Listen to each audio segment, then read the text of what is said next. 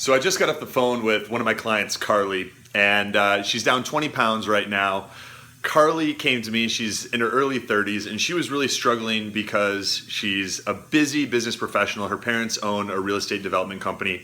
She's always on the road trying to eat healthy, which is hard enough. And she's also a young single lady, and she likes to go out, and she likes to have fun with her friends. And when she does, that can often mean alcohol, and that alcohol can often mean late night food. So she's kind of had this situation going on that a lot of us do from time to time, where she's like really, really healthy Monday through Friday for like 5 days out of the week. And then on the weekends, just everything falls apart.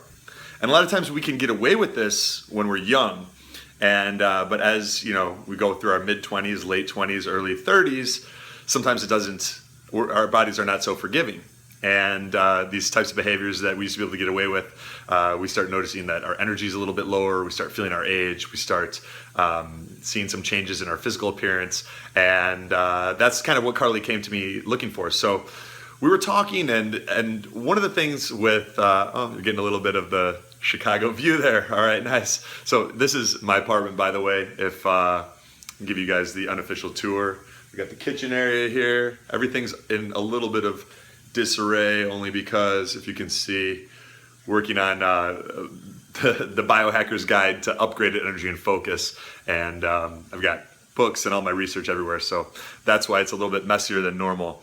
But a lot of times with these things, like the technical know-how is a part of it, and being able to tell people exactly what they should eat, how much, and all those things, and put together a customized program can be really, really helpful, and in many cases a game changer for a lot of people.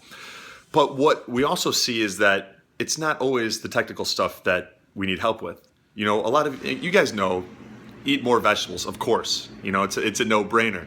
I was getting my hair cut earlier today, and you can see I got one a little high and tight with the fade there. My stylist, Megan, we were chatting, and she was, you know, I was telling her that I broke one of my cardinal rules last night, and it ended up totally jacking up my sleep because I took my phone and my MacBook into bed with me, and I was like, you know what? I'm so tired. There's absolutely no way these are gonna wake me up. And I even wore my super nerdy amber tinted glasses, which I have not one, but two pair of. I've got one that's like, well, there was like $7 on Amazon that really, it looks like, I don't know, some sort of deranged woodshop teacher would wear. And then the other one is like a nicer pair of Gunner brand Intercepts. And they still look pretty nerdy, like nothing you'd want to wear out. But anyway, so I'm like, okay, I'm so tired that even bringing my laptop and my cell phone into bed is not going to be able to wake me up. But on top of that, I'm going to wear my blue light blocking glasses, amber tinted glasses, and just as like added insurance. But sure enough, we all have these rules, and they're there for a reason. And next thing you know, I felt like I drank a cup of coffee, and it was like 1 in the morning, 1:15. My alarm was going off at 5 a.m., and I was like just totally effed. So I was telling her about this while she was cutting my hair, and she's like, "Oh yeah," she's like, "You know, you should shut down your electronics like 1 to 2 hours before you go to bed, because electronics emit blue light that wavelength of blue light can suppress melatonin production." And I'm like, holy shit, like this is my hairstylist, and she's giving me this technical detail of why electronics interfere and suppress production of the hormone melatonin, and that can interfere with quality and quantity of sleep. I'm like, so a lot of the information is out there. You know, we've got the internet. If you really want to know something, you can look it up. But where a lot of us need help is the mindset stuff. And it's figuring out what are our internal beliefs and conflicts that are holding us back. And when we fix those, when we help overcome some of those limiting beliefs, and we figure out what are the conflicts that we've got in our head, and some of the stories that we tell ourselves that may be keeping us from the results that we want, that's when things really open up. And that's a lot of what Carly and I were working on. You know, we put together her program, but it was also identifying, okay, why is it this extreme 5 days on, 2 days off, and like the 2 days off are, it's almost like a Jekyll and Hyde. You know, she's like a completely different person. And I was the same way for a long time. Like I drank way too much for way too many years, and I don't know, probably did all sorts of damage to my body that I don't know. Thank God I don't want to know. But so two of the things that Carly and I talked about, I said, what changes in mindset and mentality have really helped you with this stuff? And she said, well, the two biggest were, one, she's like, what got me started in the coaching program was that I wanted to lose weight and I wanted to look good. She's got a vacation coming up this month in just like a week. She's going to Hawaii with her parents, and she's like, I want to wear a 2-piece bikini in Hawaii. So that was like a big thing for her. And that was what initially got her to sign up and us to start working together. But what she started finding is, when she first started, she's like, a lot of the food that I was eating, I was like, she's like, I'm never gonna like this stuff. This isn't really like my thing. But she started feeling so good, and her energy got so high, and she's like, I didn't even realize that like my body could feel this way, like loose and fluid, and my mood was better, and my energy was way up, and like, she goes, my priority shifted away from just trying to change the aesthetics of my body, and like suddenly getting in that 2-piece bikini was like, it'd be cool, but it was so much less important than just feeling good.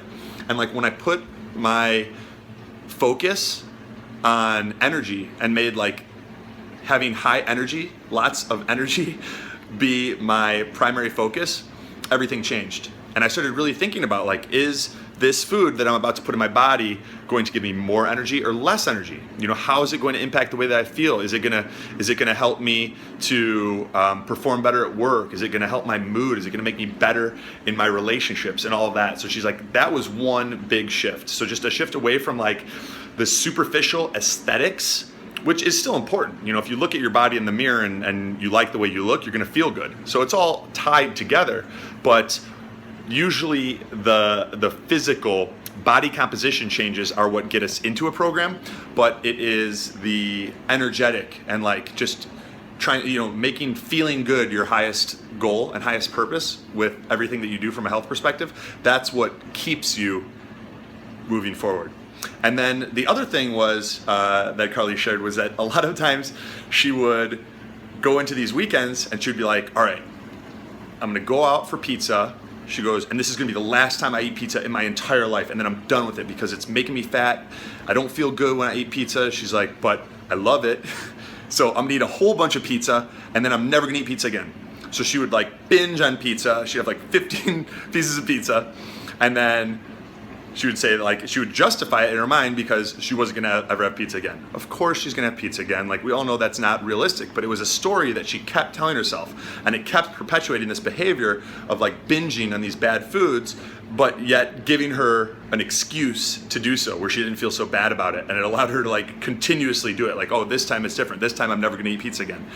And she said, once you suggested that I switch that, and I kind of like flipped it in my mind where I said, if I want to eat some pizza, I can eat some pizza, but I gotta earn it. So rather than like, you do the bad thing first and then you gotta do the good stuff to make up for it, you do the good stuff first, and that is what allows you to give yourself a little bit of a treat. And so it's like, she's like, I would say, all right, I'm gonna eat really, really good for 6 days. I'm even gonna like, on Sunday before I go out for pizza, I'm gonna have like a nice healthy meal, give myself a good base. And then I'm gonna go with my friends, I'm gonna have some pizza. And when I do have pizza, I'm not just gonna like binge on it because I'm afraid that I'm never gonna be able to have pizza again. I'm gonna have enough where I feel satisfied and I'm able to enjoy the flavor and the taste of the pizza, but I'm not gonna do any more than is necessary. And that's some of the things that she said have been really, really helpful for her. So just like changing her mindset to focus on energy and putting a higher priority on feeling good, and then kind of flipping it where rather than like eating bad and then trying to make up for that bad behavior, we earn the ability to like give ourselves a little bit of dietary freedom and flexibility by being good first and then saying, all right, I've made a lot of progress this week. I've been really good. I'm like taking care of myself. I'm feeling good. I want to reward myself with, in this case, a little bit of pizza or whatever. And then you have a little bit, you find that minimum effective dose, that like the Goldilocks amount, not too little, not too much, the amount that's just right. And you take your time, you savor it, you enjoy it, and then you get back to business and you go back to making progress. So hopefully you guys found that helpful. If you'd like, I'm setting up some Skype consultations to help you go into 2016 looking incredible, feeling awesome.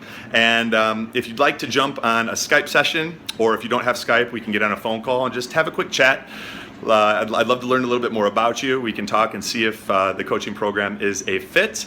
You can send me a text message to 847-989-3743, or you can email anthony@thehealthblueprint.com. Thanks a lot for your time and attention. It's been cool hanging out with you guys, and I'll talk to you soon.